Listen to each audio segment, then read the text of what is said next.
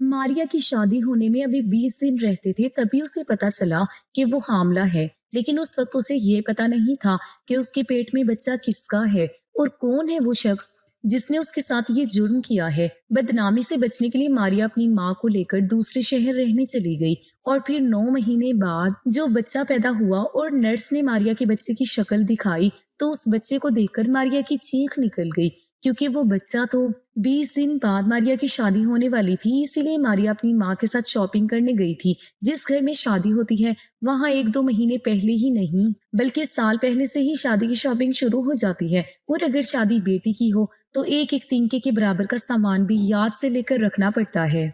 ऐसा ही तिनका तिनका सामान लाने के लिए मारिया अपनी माँ के साथ अब तक कई बार मार्केट के चक्कर लगा चुकी थी। 3 महीने से मारिया और उसकी माँ शादी का सामान जमा कर रहे थे। अब तो वो दोनों ही मार्केट के चक्कर काट काट कर थक चुकी थी। लेकिन शायद आज मारिया कुछ ज्यादा ही थक गई थी, क्योंकि आज धूप बहुत ही ज्यादा थी। ऐसी कड़ी धूप में मारिया शॉपिंग के लिए निकल तो गई थी, लेकिन आज उसकी तबीयत कुछ ठीक नहीं लग रही थी। मारिया का सर दर्द से फटा जा रहा था और उसे चक्कर भी आने लगे थे। मारिया ने अपनी माँ से कहा, माँ आज मेरी तबीयत कुछ ठीक नहीं लग रही है और मुझे चक्कर भी आने लगे हैं। जब मारिया की तबीयत ज्यादा ही बिगड़ने लगी तो उसकी माँ उसे डॉक्टर के पास ले गई। मारिया की माँ को भी ऐसा लगा कि शायद गर्मी की वजह से मारिया को चक्कर आ रहे हैं, या फिर हो सकता है शादी की ज्यादा भाग दौड़ की वजह से उसकी तबीयत खराब हो रही है। डॉक्टर ने जब मारिया का चेकअप किया और कुछ टेस्ट भी लिख कर दे दिए थे, लेकिन अगले दिन जब मारिया के हाथ में जब रिपोर्ट आई तो उसके पैरों तले से जमीन खिसक गई थी। मारिया को ऐसा लगा कि जरूर डॉक्टर से कोई गलती हो गई है। मारिया की माँ का तो ऐसा हाल हो गया था कि वो हैरत से आंखें फाड़कर कभी डॉक्टर की तरफ देखती तो कभी अपनी बेटी मारिया की तरफ देखती। मारिया को ऐसा लग रहा था जैसे वो अभी के अभी जमीन में धंस जाएगी, क्योंकि बिना कुछ किए ही वो अपनी माँ की नजरों में कसूरवार साबित हो चुकी थी। इतनी बड़ी बात को बर्दाश्त करते हुए मारिया बड़ी मुश्किल से घर तक पहुंची थी। मारिया की माँ भी पूरा रास्ता चुप रही थी और उन्होंने रास्ते में मारिया से एक लफ्ज भी नहीं कहा था। लेकिन जैसे ही वो दोनों घर पहुंची तो मारिया की माँ रोने लगी और कहने लगी, ये क्या कर दिया मारिया, और ये किसका गुनाह पल रहा है तेरी कोख में। बेचारी मारिया अपनी माँ को क्या जवाब देती, जबकि वो खुद ही इस बारे में कुछ भी नहीं जानती थी। मारिया शक करती भी तो किस पर करती, क्योंकि उसके घर पर तो उसकी माँ के अलावा कोई भी नहीं रहता था। मारिया अपने दोनों हाथों से अपना सर पकड़कर बैठी हुई थी, क्योंकि डॉक्टर के कहने के मुताबिक मारिया पिछले 3 महीने से प्रेग्नेंट थी। मारिया के कहने पर डॉक्टर ने उसकी 3-4 बार रिपोर्ट निकाली, लेकिन हर बार रिपोर्ट में ये साफ लिखा था कि मारिया हामला है। रिपोर्ट आने के बाद तो मारिया इस बात को झुठला भी नहीं सकती थी कि वो हामला है। लेकिन सोचने वाली बात ये थी कि मारिया के साथ ये सब किसने किया था और कब किया था, और अगर मारिया के साथ इतना बड़ा जुर्म हुआ भी था तो फिर इस बात की मारिया को खबर कैसे नहीं हुई थी। मारिया की माँ उसको कोस रही थी। तब मारिया रोते हुए कहने लगी, आपकी कसम, मैं सच कह रही हूँ, इसमें मेरा कोई कसूर नहीं है। मुझे खुद भी नहीं पता है कि मेरे साथ ये सब कब और कैसे हो गया और किसका गुनाह मेरी कोख में पल रहा है। लेकिन मारिया की माँ ने मारिया पर यकीन नहीं किया और कहने लगी, मारिया इतना सफेद झूठ भी मत बोलो, और ये तुम कैसे बेवकूफ बनाने की कोशिश कर रही हो। ये कोई छोटी मोटी बात नहीं है जो बिना तुम्हारी इजाजत के हो जाए और तुम्हें उसके बारे में पता भी ना चले। मारिया अपनी माँ को भरोसा दिलाते दिलाते थक गई थी, लेकिन उसकी माँ ने उसकी बातों पर यकीन नहीं किया और बस खामोश हो गई। अगले दिन मारिया की माँ मारिया को एक दूसरे डॉक्टर के पास ले गई जो उन्हीं की जान पहचान की थी। उस डॉक्टर को यकीन में लेकर मारिया की माँ कहने लगी, डॉक्टर, अगर आप मेरी बेटी का बच्चा जाया कर दें तो आपका बहुत बड़ा एहसान होगा। उस डॉक्टर ने कहा कि आपने आने में देर कर दी है। अब तो 3 महीने पूरे हो चुके हैं, फिर भी मैंने आपकी बेटी का पूरा चेकअप किया है। अगर इस वक्त अबॉर्शन किया गया तो मारिया की जान को भी खतरा हो सकता है। अब तो मारिया के पास इस बच्चे को जन्म देने के अलावा और कोई चारा ही नहीं था, और ऊपर से मारिया की शादी भी नजदीक आ रही थी। मारिया जानती थी कि अगर उसके होने वाले शोहर को इस बात का पता चल गया तो वो उसे पूरी दुनिया में बदनाम करके रख देगा। मारिया को अब इस मसले का एक ही हल नजर आ रहा था कि दुनिया भर में उसकी बदनामी हो, इससे पहले वो खुद ही उस शादी से इनकार कर दे। इसीलिए मारिया ने अपनी माँ से कहा, माँ, अब मैं शादी नहीं कर सकती। तब मारिया की माँ ने उसे कहा, मारिया बेटा, अब सिर्फ 15 दिन ही बचे हैं शादी में, हम तेरे ससुराल वालों को इनकार की क्या वजह बताएंगे। अचानक यूं शादी से इनकार करना ठीक नहीं होगा। तब मारिया ने कहा, माँ, शादी के बाद तो ये बात सबको पता चल ही जाएगी। उसके बाद वो लोग मुझे धक्के मारकर अपने घर से बाहर निकाल देंगे। इससे तो अच्छा है कि मैं ये शादी ही ना करूं। तब मारिया की माँ ने कहा, लेकिन मारिया, हम उन लोगों से कहेंगे क्या? हमारे पास इनकार करने की कोई ठोस वजह भी तो नहीं है। मारिया को भी कुछ समझ नहीं आ रहा था अब इस मसले का क्या हल निकाला जाए, क्योंकि मारिया के साथ जिसने भी ये घिनौना काम किया था, फिलहाल तो वो मारिया की नजरों से छुपा हुआ था। मारिया दुनिया भर में बदनाम नहीं होना चाहती थी, इसीलिए वो अपना सामान बांधकर दूसरे शहर रहने चली गई, जहां उसे और उसकी माँ को कोई भी नहीं जानता था। पहले पहले तो मारिया की माँ ने बहुत मना किया कि वो अपना घर बार छोड़कर कहीं नहीं जाएगी, लेकिन आखिर में उन्हें मारिया के आगे झुकना ही पड़ा और मारिया अपनी माँ को लेकर लाहौर चली गई। मारिया ने डिजाइनिंग में डिप्लोमा किया हुआ था, इस वजह से उसे लाहौर जाते ही एक अच्छी सी नौकरी मिल गई थी। जिस लड़के से मारिया की शादी होने वाली थी, वो इस पहले वाली कंपनी में उसके साथ ही काम करता था। दोनों को पहली नजर में ही एक दूसरे से प्यार हो गया था और फिर बात शादी तक पहुंच गई थी। मारिया के घर में उसकी माँ के अलावा और कोई भी नहीं था, इसीलिए जब मारिया ने अदील के बारे में अपनी माँ को बताया तो उन्हें भी इस रिश्ते पर कोई एतराज नहीं था, क्योंकि अदील एक बहुत ही अच्छा और पढ़ा लिखा नौजवान था। उसकी जॉब अच्छी थी, जिससे वो अच्छा खासा कमा लेता था। अदील की फैमिली में सिर्फ उसके माँ बाप ही थे और वो अपने माँ बाप की इकलौती औलाद था। और सबसे अच्छी बात तो ये थी कि मारिया और अदील एक ही कंपनी में काम करते थे और वो दोनों एक दूसरे को पसंद भी करते थे। इसीलिए मारिया की माँ ने खुशी खुशी इस रिश्ते के लिए हाँ कर दी और इस तरह मारिया और अदील का रिश्ता तय हो गया। शादी का दिन तय होते ही दोनों घरों में शादी की तैयारियां जोरों से चल रही थी और सब कुछ ठीक ही चल रहा था। लेकिन फिर पता नहीं मारिया के साथ ऐसा क्या हो गया कि किसी आदमी ने उसके साथ इतना बड़ा घिनौना काम कर दिया और मारिया को इस बात का पता तक नहीं चला। मारिया की जिंदगी ने उसके साथ ऐसा बुरा मजाक किया था जिसने उसकी रातों की नींदें हराम करके रख दी थी। मारिया गुजरी जिंदगी को सोच सोच कर पागल हो रही थी, लेकिन उसे ऐसा कुछ भी याद नहीं आया जिस वजह से वो किसी पर शक कर पाती। जिस रात को मारिया और उसकी माँ अपना घर छोड़कर निकली थी, उसके दूसरे ही दिन अदील ने कई बार मारिया को कॉल की थी। शायद अदील मारिया के घर से गायब होने की वजह जानना चाहता था, लेकिन मारिया भी उसे क्या बताती, क्योंकि मारिया जानती थी सच्चाई जानने के बाद अदील उसे कभी कबूल नहीं करेगा। इसीलिए मारिया ने अपना फोन नंबर ही बदल दिया और पुरानी सिम को तोड़कर फेंक दी थी। मारिया का दिल खून के आंसू रो रहा था, क्योंकि उसकी हंसती मुस्कुराती जिंदगी बर्बाद होकर रह गई थी। एक पल के लिए तो मारिया ने सोचा कि वो अदील को सारी सच्चाई बता दे, लेकिन फिर वो खामोश हो गई थी, क्योंकि एक दिन अदील ने मारिया से यूं ही बातों बातों में कह दिया था, मारिया, मैं सब कुछ बर्दाश्त कर सकता हूँ, लेकिन बेवफाई कभी बर्दाश्त नहीं कर सकता। मारिया बेवफा तो नहीं थी, लेकिन ना जाने कैसे उसके किरदार पर इतना बड़ा दाग लग गया था। लाहौर आकर मारिया ने लोगों को यही बताया था कि वो शादीशुदा है और उसका शौहर दुबई में रहता है। ये झूठ बोलने के अलावा मारिया के पास और कोई दूसरा चारा भी नहीं था। मारिया को खुद ही ये सोचकर अजीब लग रहा था कि वो खुद नहीं जानती कि उसके पेट में किसका गुनाह पल रहा है। अब तो दिन ब दिन मारिया की तबीयत खराब रहने लगी थी, क्योंकि उसे खुद से ही नफरत होने लगी थी। मारिया कई कई घंटों तक अल्लाह के सामने हाथ जोड़े खड़ी रहती और कहती कि ए अल्लाह, मैंने ऐसा कौन सा गुनाह किया था जिसकी सजा मुझे इस तरह मिल रही है। मारिया की तबीयत बिगड़ने की एक वजह ये भी थी कि अब उसकी माँ उसके साथ ठीक से बात तक नहीं करती थी। मारिया उनकी इकलौती औलाद थी और उनके जीने का एक सहारा थी। जब मारिया 2 साल की थी तब उसके पापा इस दुनिया से चल बसे थे और तब से ही उसकी माँ ने उसे अकेले ही पाल पोस कर बड़ा किया था। मारिया शक्लो सूरत से बिल्कुल अपनी माँ जैसी दिखती थी। काली चमकदार आंखें, लंबे सुनहरे बाल, गोरा गोरा रंग देखने वाले मारिया से अपनी नजरें हटाना भूल ही जाते थे। मारिया की माँ कई बार मारिया को समझाती थी, जमाना बहुत खराब है मारिया, ऊपर से तेरी ये खूबसूरती, थोड़ा संभल के रहा कर मेरी बच्ची। लेकिन मारिया अपनी माँ की बातों को हंसकर टाल दिया करती थी और कहती थी, माँ, आपकी बेटी कोई कमजोर लड़की नहीं है कि कोई भी आकर आपकी बेटी की इज्जत पर हाथ डाल सके, और अगर फिर भी किसी ने ऐसा करने की गलती कर भी दी तो मैं उसकी आंखें निकालकर उसके हाथ में रख दूंगी। लेकिन मारिया को कहाँ पता था कि इसी बात पर उसे खून के आंसू रोना पड़ेगा। कोई मारिया की इज्जत के साथ खिलवाड़ कर गया था और उसे पता भी नहीं था कि वो कौन था, कैसे जी रही थी वो अपनी जिंदगी। लेकिन फिर भी किसी तरह से ये वक्त भी गुजरता गया और फिर वो वक्त भी आ गया जब मारिया को अस्पताल में एडमिट होना पड़ा। मारिया ये नहीं जानती थी कि उसके बच्चे का बाप कौन है या वो किसके बच्चे को जन्म देने वाली है। बस उसे तो इतना ही पता था कि उसके पेट में पलने वाला बच्चा किसी की नाजायज औलाद थी। और मारिया ये दर्द कैसे बर्दाश्त कर रही थी ये तो सिर्फ वही जानती थी, क्योंकि एक औरत कभी भी ऐसे बच्चे को जन्म नहीं देना चाहती जिसके पैदा होने से पहले ही वो उससे नफरत करती हो। मारिया भी अपने पेट में पल रहे बच्चे को नफरत करने लगी थी। जिसने मारिया की जिंदगी बर्बाद करके रख दी थी। इसलिए उसने सोच लिया था कि वो इस बच्चे के पैदा होते ही उसे वहां छोड़ आएगी। पूरा 9 महीने दर्द सहने के बाद मारिया ने एक बेटे को जन्म दिया था, लेकिन अपने बच्चे की शक्ल देखते ही मारिया के होश उड़ गए थे।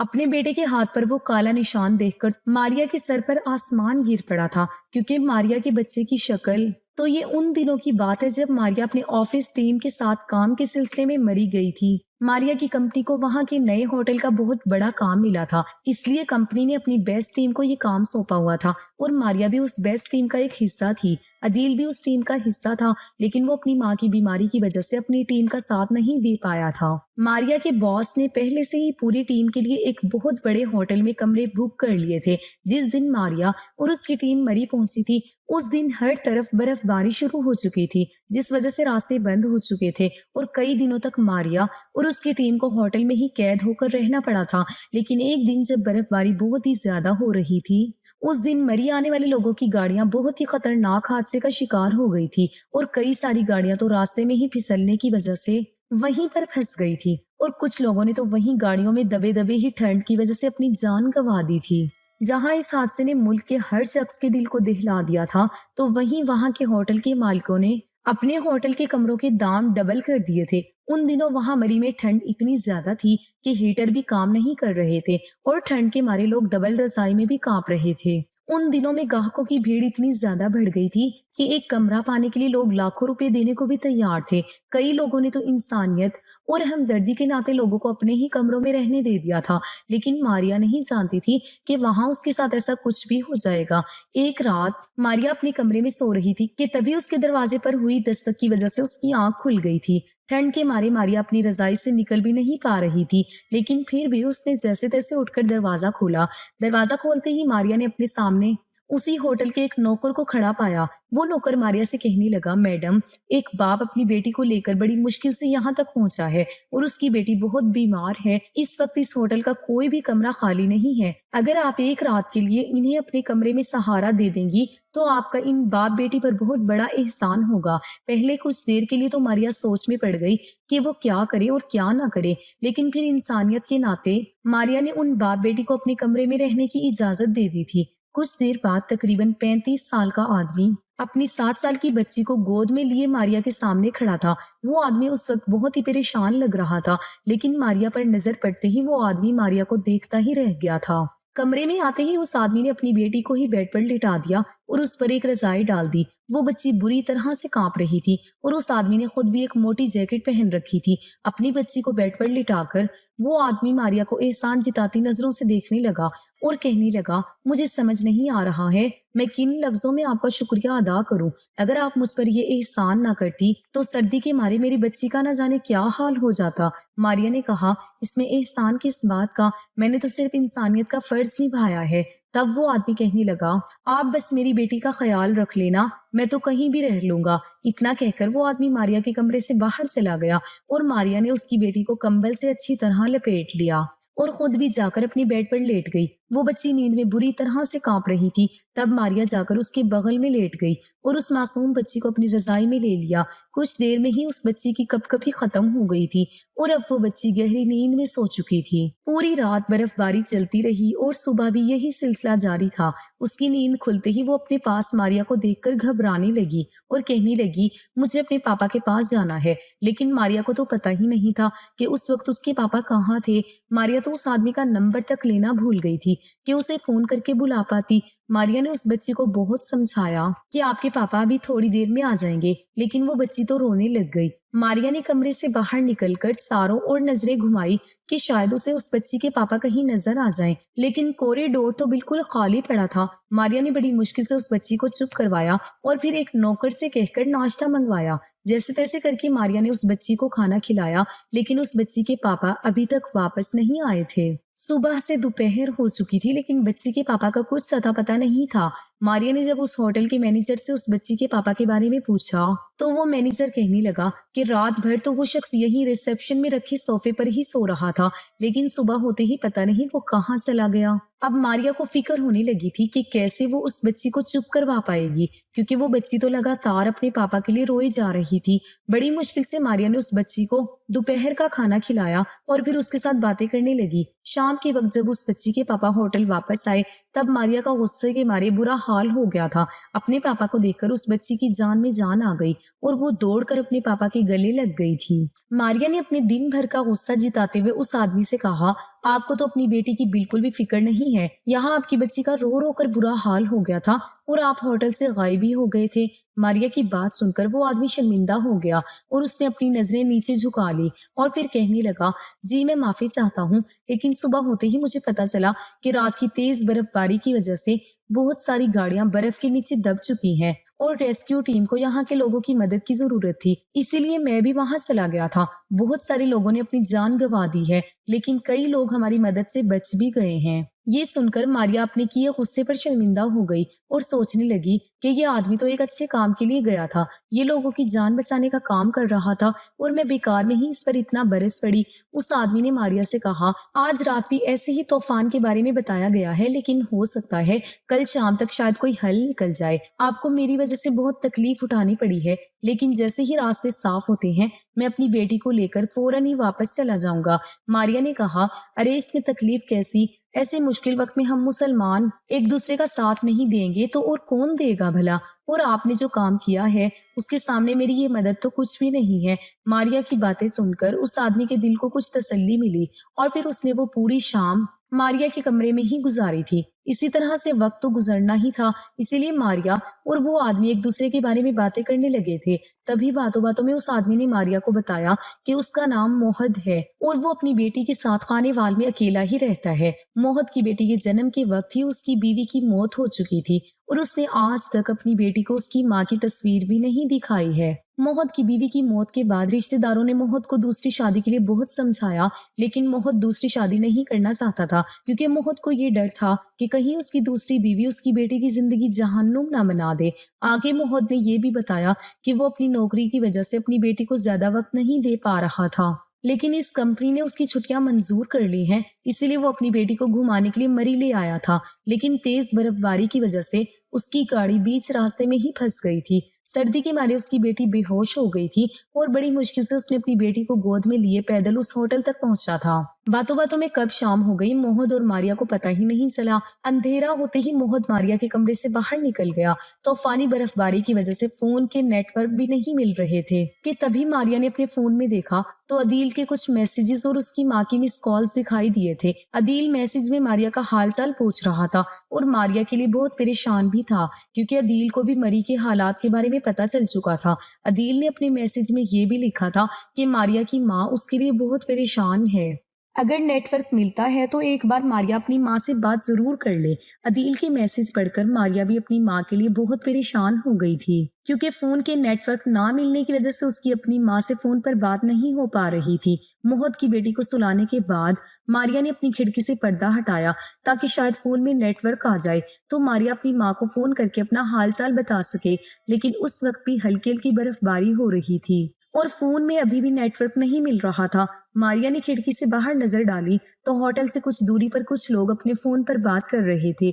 मारिया ने सोचा हो सकता है वहां पर नेटवर्क मिल रहा हो तो वो भी वहां जाकर अपनी माँ से थोड़ी सी बात कर ले और अपना हालचाल भी बता दे, ताकि उसकी माँ के दिल को सुकून मिल जाए और वो रात को थोड़ा चैन से सो पाए। यही सब सोचते हुए मारिया ने अपनी गर्म शाल उठाई और उसे ओढ़कर कमरे से बाहर निकल गई। उस वक्त रात के 9:30 ही बज रहे थे, लेकिन फिर भी होटल में सन्नाटा छाया हुआ था, क्योंकि सर्दी की वजह से सब अपने अपने कमरों में घुसे पड़े थे। मारिया जब होटल से बाहर निकल रही थी तब उसने देखा कि कई लोग तो रिसेप्शन एरिया में ही अपने बिस्तर लगाकर लेटे हुए थे, जिसमें उस बच्ची के पापा भी शामिल थे। मारिया ने कोने में लेटे हुए मोहद पर एक नजर डाली और फिर होटल से बाहर निकल गई। मारिया को तो बस कुछ भी करके एक बार अपनी माँ से बात करनी थी ताकि वो बेफिक्र हो जाए। होटल के बाहर कदम रखते ही हर तरफ बर्फ ही बर्फ थी। मारिया ने अपना मोबाइल ऑन किया, लेकिन नेटवर्क अभी भी नहीं मिल रहा था। लेकिन शायद 1 मील की दूरी पर अभी भी कुछ लोग मोबाइल पर बात कर रहे थे, इसीलिए मारिया उसी तरफ जाने लगी। मारिया उस तरफ जाते हुए बार बार अपना मोबाइल भी देख रही थी कि अगर कहीं नेटवर्क मिल जाए तो वो वहीं रुककर अपनी माँ से दो बातें कर ले और फिर जल्दी ही अपने होटल में लौट जाए, क्योंकि मारिया मुश्किल से ही बर्फ पर चल पा रही थी। पूरा आधा घंटा चलने के बाद मारिया उस जगह पर पहुंची थी जहां थोड़ा बहुत नेटवर्क मिल रहा था। मारिया ने जल्दी से अपनी माँ को फोन लगाया तो उसकी माँ ने मारिया के लिए अपनी फिक्र जिताते हुए कहा, तू कैसी है बेटा, और इस वक्त तू कहाँ से बात कर रही है। मारिया ने अपनी माँ को जल्दी जल्दी में सिर्फ इतना ही कहा, माँ मैं ठीक हूँ और आप मेरी फिक्र बिल्कुल ना करें। यहाँ नेटवर्क ना मिलने की वजह से मैं आपको फोन नहीं कर पाई थी। मारिया अपनी माँ से बात कर रही थी तभी बर्फबारी और भी ज्यादा तेज हो गई थी। मारिया को लग रहा था जैसे बर्फ के गोले उसके सर पर गिरने को लगे हैं। इसीलिए मारिया ने अपनी माँ से कहा, चलो ठीक है माँ, अब मैं फोन रखती हूँ क्योंकि यहाँ बर्फबारी बढ़ने लगी है और अब मुझे होटल पर वापस जाना होगा। मारिया ने जल्दी से फोन कट किया और तेज तेज कदमों से चलती हुई होटल की तरफ बढ़ने लगी। लेकिन बर्फबारी की वजह से मारिया के हाथ पैर कांपने लगे थे और ठंड लगने की वजह से मारिया से चला भी नहीं जा रहा था। मारिया के हाथ पैर सुन्न हो चुके थे, अब वो सांस भी ठीक से नहीं ले पा रही थी। मारिया जल्द से जल्द अपने कमरे तक पहुंचना चाहती थी, लेकिन फिर अचानक ही एक जगह मारिया के पैर बर्फ में जाकर धंस गए थे। मारिया ने अपने आप को उस बर्फ से निकालने की बहुत कोशिश की, लेकिन मारिया के पैर निकल ही नहीं रहे थे और फिर ज्यादा ठंड लगने की वजह से मारिया वहीं बर्फ पर मुंह के बल गिर पड़ी और बर्फबारी की तेजी भी बढ़ने लगी थी। ऐसा लग रहा था जैसे आसमान से गिरती हुई बर्फ हर चीज को अपने आप में समेट रही थी और उसी बर्फ में मारिया भी सिमटी जा रही थी। ठंड की वजह से मारिया के हाथ पैर काम करना बंद कर चुके थे। मारिया उस बर्फ से बाहर निकलने की कोशिश कर रही थी, लेकिन उसे ऐसा महसूस हो रहा था जैसे उसके हाथ और पैरों में जान ही नहीं बची है। अब तो मारिया से ठंड भी बर्दाश्त नहीं हो रही थी, इसीलिए वो बार बार उठने की कोशिश कर रही थी, लेकिन हर बार वो नाकाम हो गई। बर्फबारी तेज होते ही आसपास में खड़े होकर फोन पर बात कर रहे सभी लोग अपने अपने होटल पर वापस जाने लगे थे। अब तो मारिया को आसपास कोई दिखाई भी नहीं दे रहा था, सिर्फ मारिया ही अकेली वहां बर्फ में फंसी हुई थी। अब मारिया को अपनी मौत अपने सामने नजर आ रही थी, इसीलिए उसने अपनी आंखें बंद कर ली। कुछ देर बाद मारिया बेहोश हो गई और जब उसे होश आया तो उसका पूरा जिस्म आग की तरह जल रहा था। मारिया के पूरे जिस्म में दर्द हो रहा था और दर्द की मारे वो तड़प रही थी। मारिया ने जब अपनी आंखें खोली तो उसने अपने आप को अपने होटल के कमरे में पाया था। वो बच्ची मारिया के पास ही बैठी थी और मारिया के हाथों को सुहला रही थी। उस बच्ची का बाप मोहद भी सामने सोफे पर बैठा हुआ था, लेकिन उसकी नजरें नीचे झुकी हुई थी। मारिया ने उठने की कोशिश की तो वो बच्ची अपने पापा को पुकारने लगी और कहने लगी, पापा देखो आंटी उठ गई। अपनी बेटी की बात सुनकर मोहद एकदम से चौंक उठा था, शायद वो किसी गहरी सोच में डूबा हुआ था।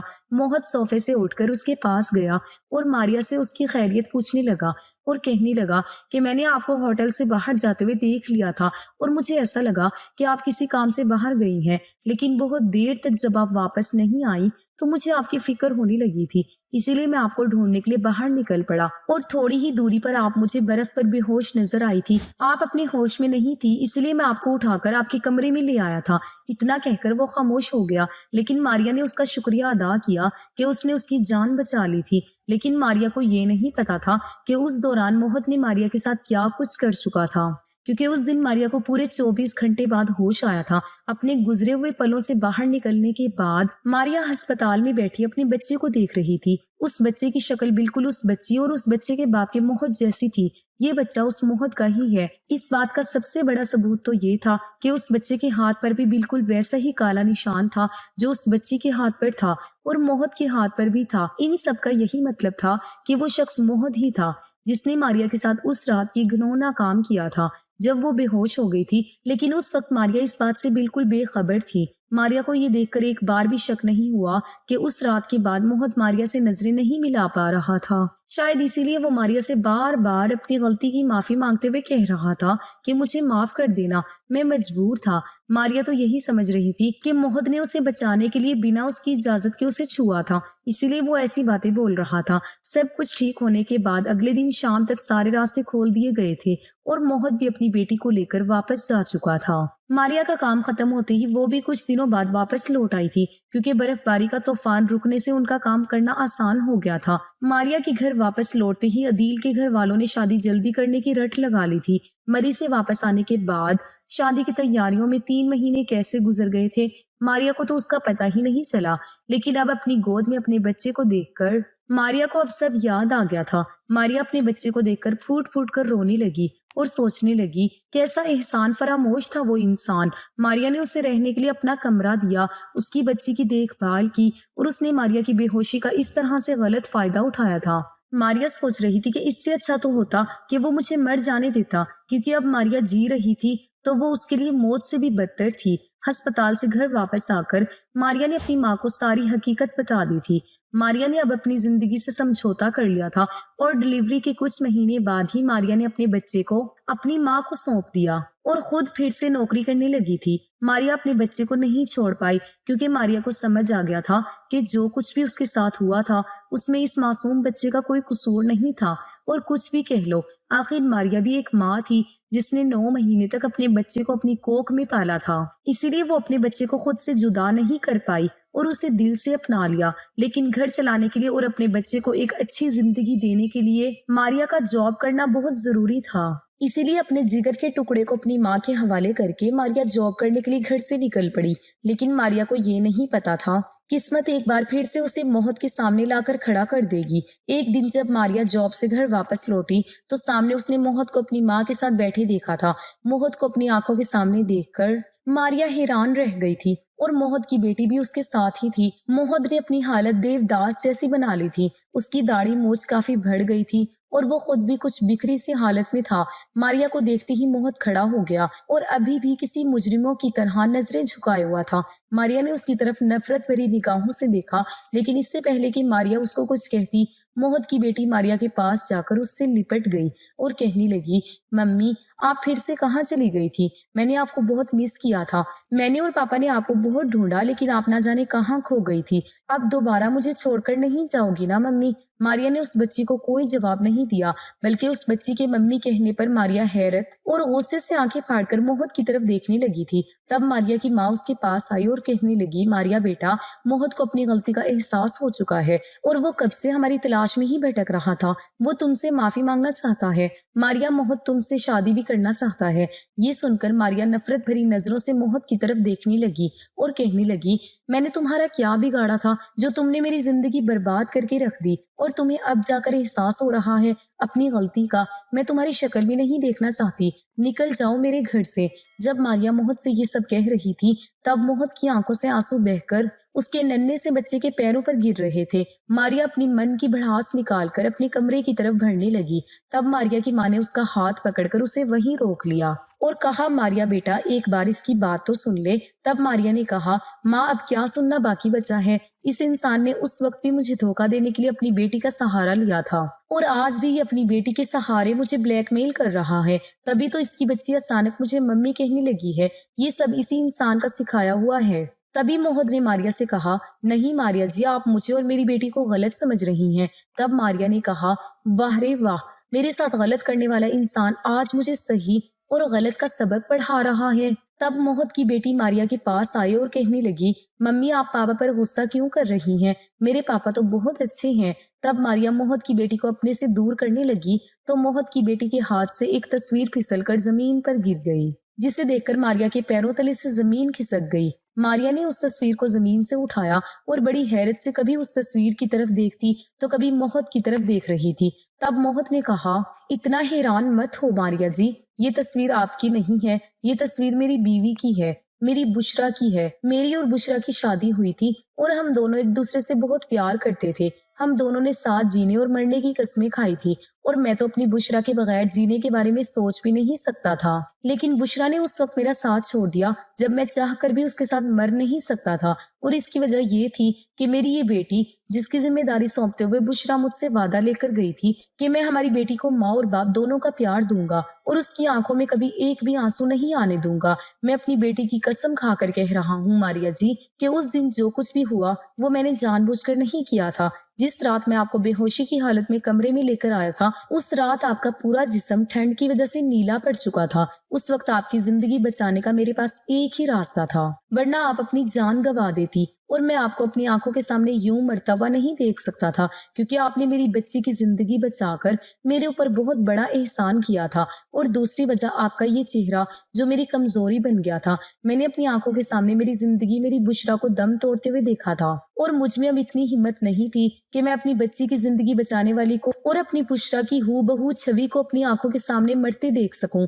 मैं हर हाल में आपको बचाना चाहता था, और अगर मेरे पास आपकी जान बचाने का कोई और दूसरा रास्ता होता तो मैं ये गुनाह कभी नहीं करता। मारिया, जो कदम मैंने उठाया था वो कोई मेरी मर्जी नहीं थी। पहले मैंने आपको होश में लाने के लिए हर मुमकिन कोशिश की थी। बहुत देर तक आपके हाथों को अपने हाथों से मलता रहा, आपके पैरों पर अपने हाथ रगड़कर आपके जिस्म में गर्मी लाने की कोशिश की। लेकिन जब सारी मुमकिन कोशिश करने के बाद भी आपके जिस्म में गर्मी पैदा नहीं हुई तो मेरे पास एक यही हल था। मेरा यकीन कीजिए मारिया जी, जब मैंने आपके जिस्म से कपड़े अलग किए थे उस वक्त मैंने अपनी आंखें बंद कर ली थी। मेरे मन में आपके लिए कोई भी गलत ख्याल नहीं थे। मैं तो बस आपको अपने जिस्म की गर्मी देकर आपकी जान बचाना चाहता था। लेकिन पता नहीं वो कौन से कमजोर पल थे जब आपको अपने जिस्म की गर्मी देते वक्त आपके चेहरे पर मुझे मेरी बुशरा नजर आने लगी, और फिर वो सब कुछ हो गया जो नहीं होना चाहिए था। अगले दिन सुबह जब आपको होश आया तो मुझ में इतनी हिम्मत नहीं थी कि मैं आपसे नजरें मिला सकता। मैंने बहुत कोशिश की, लेकिन मैं आपको उस रात के बारे में कुछ भी नहीं बता पाया था। लेकिन मेरे घर लौटने के बाद भी मेरे ज़मीर ने मुझे चैन से जीने ही नहीं दिया। इसीलिए मैंने आपको ढूंढना शुरू कर दिया, और बड़ी मुश्किल से होटल से आपके घर का पता मिला था। लेकिन जब मैं आपके घर पहुंचा तो पता चला कि अब आप वहां नहीं रहती हैं। और मुझे ये भी पता चला कि आप अपनी शादी के कुछ दिन पहले ही वो शहर छोड़कर निकल गई थी। आपकी इस तरह अचानक शहर छोड़ने वाली बात ने मेरे मन में एक और डर पैदा कर दिया था कि उस रात की वजह से आपकी जिंदगी में जरूर कोई बहुत बड़ी मुश्किल आ गई है, जिस वजह से आपको शहर छोड़ना पड़ा है। इसीलिए मैंने आपकी तलाश जारी रखी, और फिर एक दिन मैंने आपको अपने एक दोस्त के ऑफिस में देख लिया। मैंने अपने दोस्त के ऑफिस से आपका एड्रेस लिया, और जब मैं यहाँ पहुंचा तो आपकी माँ ने मुझे सारी सच्चाई बता दी। जानता हूँ कि मैं आपका मुजरिम हूँ मारिया, लेकिन आज मैंने जो कुछ भी आपसे कहा उसके बाद भी अगर आपको ये लगता है कि मैं गलत था तो बेशक आप जो चाहें मुझे सजा दे सकती हैं। ये कहते वक्त मोहत की आंखों से आंसू बह रहे थे, और मोहत जाकर मारिया के पैरों में बैठ गया और कहने लगा, मारिया, मेरी वजह से आपको न जाने कितनी तकलीफों का सामना करना पड़ा है।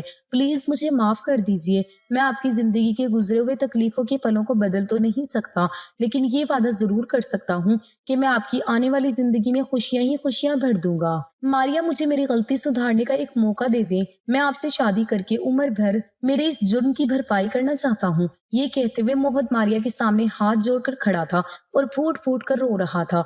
मोहत की बातें सुनकर मारिया की आंखें भी नम हो गई, और उसने मोहत के जुड़े हुए हाथों को पकड़ा और उसे माफ कर दिया, और फिर बहुत ही सादगी से उन दोनों की शादी हो गई, और मारिया मोहत की दुल्हन बनकर उसके घर आ गई। शादी के बाद मोहत ने मारिया को इतना प्यार दिया कि वो अपनी बीती जिंदगी के सारे गम और सारी तकलीफें भूल गई थी। आज मोहत और मारिया दोनों की एक प्यारी सी फैमिली है, जिसमें एक प्यारी सी बेटी और एक प्यारा सा बेटा है। और हाँ, मारिया के चेहरे में बुशरा की यादें भी जुड़ी हुई हैं। भला अब उसको और क्या चाहिए। दोस्तों, इस कहानी से हमें एक ही सीख मिलती है कि हम चाहे लाख कोशिश कर लें जमीन पर जोड़े बनाने की, लेकिन आखिर में जोड़ा बनता वही है जो ऊपर वाले ने बना के रखा है। इसीलिए तो कहा जाता है कि जोड़े तो आसमान पर बनते हैं।